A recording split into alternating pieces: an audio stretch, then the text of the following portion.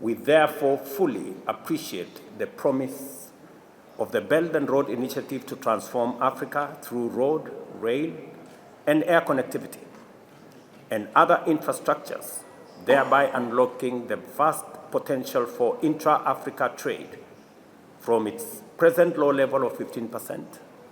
and to facilitate the actualization of the Africa Continental Free Trade Area. This will enable Africa to unleash its huge manufacturing potential by deploying our enormous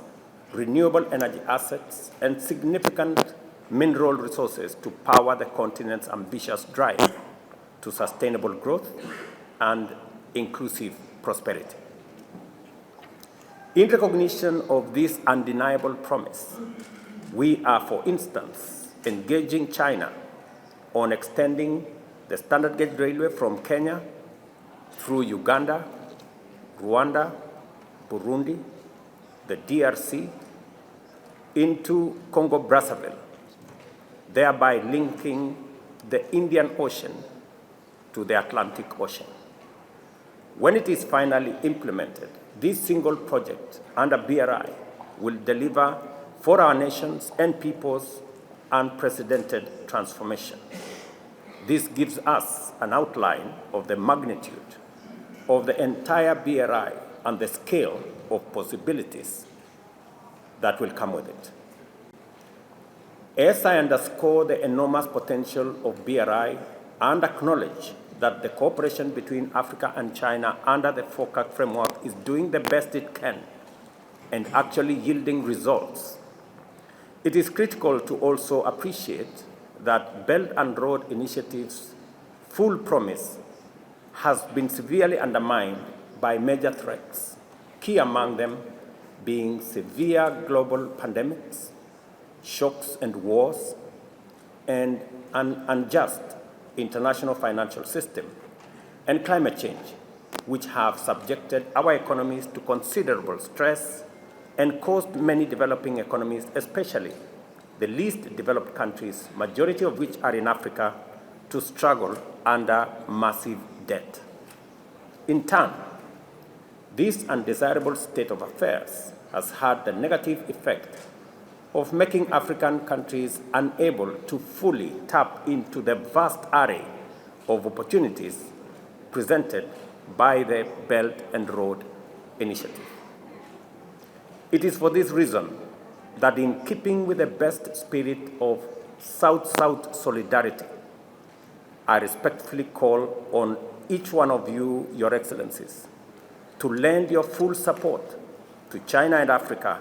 to work closely together on the following 4 critical areas. First, to urgently collaborate in championing a fair international financial system that enables Africa and other countries in the global South to benefit from available resources and opportunities. China, as a friend of Africa, should rally the rest of their shareholders to double their contributions to the multilateral development facilities like IDA 21, Africa Development Bank's replenishment program, as well as IMF's special drawing rights, to enable more African countries access concessional funding to support economies that are heavily affected. We received the news this morning of President Xi's statement on their contribution in this respect with a lot of gratitude. The second critical area requiring China's close collaboration is to work with Africa on debt treatment generally, and in particular, reprofiling of debt to incorporate a longer grace period and longer tenure for both existing and future financial facilities to provide fiscal space for uptake of urgent development financing in social, in matters infrastructure, and other sectors critical for stabilizing Africa's economies. Closely related to this is the urgent need for collaboration in reforming the international credit rating and debt sustainability systems. In this connection, I am happy to share with you that with the support of Africa Development Bank and other African multilateral banks, we shall be holding the first African meeting in Congo-Brazzaville next month to establish parameters for the proper evaluation of African assets and gross domestic product, and new modalities for determining Africa's debt sustainability using Africa's real wealth. Distinguished guests, ladies and gentlemen, first, I thank the people and government of China for inviting us for this very important and historic high-level meeting focusing on high-quality belt and road cooperation, and for their warm welcome extended to all of us. I also acknowledge the deep appreciation and leadership of the FOCA co-chairs and the work done by the Secretariat to diligently coordinate all the preparatory activities which have made this high-level meeting possible. Further, I take this opportunity to commend the strong vision and effective leadership through which His Excellency President Xi Jinping has made unique contributions to the strengthening of cooperation between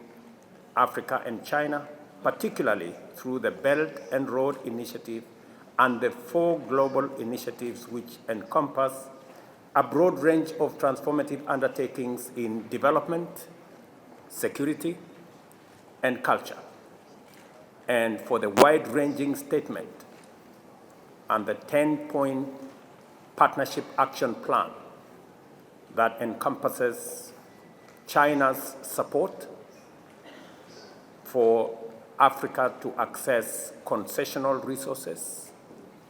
and credit facilities, and for opening up China's market to those of us in the African continent. It is a measure of true friendship that our agricultural produce can access Chinese markets. Without a doubt, the impact of the programs and projects under BRI is demonstrable, significant, and positive across the African continent, from north to south and from east to west. In Kenya, for example, we have, with the support and funding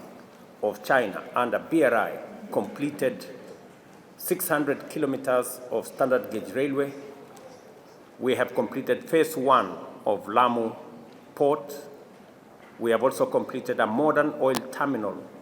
in the port city of Mombasa, the expressway, and we have also completed thousands of kilometers of road connecting rural to urban Kenya, farms to markets, and transporting raw materials